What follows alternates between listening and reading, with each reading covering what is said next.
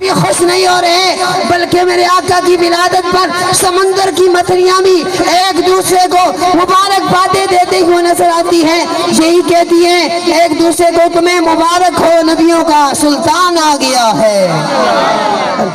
علیہ السلام کے غلام جناب حضرت عباس نے عرض کی، یا رسول اللہ صلی اللہ علیہ وسلم، جب آپ چھوٹے تھے تو چاند آپ کے پاس آیا کرتا تھا، اب سنیے میرے آقا نے فرمایا ہاں چاند کو رب نے میرے لیے کھلونا بنایا ہوا تھا۔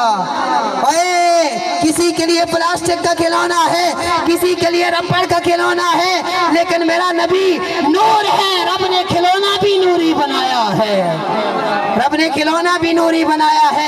میرے آقا نے فرمایا او عباس چچا، اس سے بھی عجیب تر بات آپ کو نہ بتاؤں؟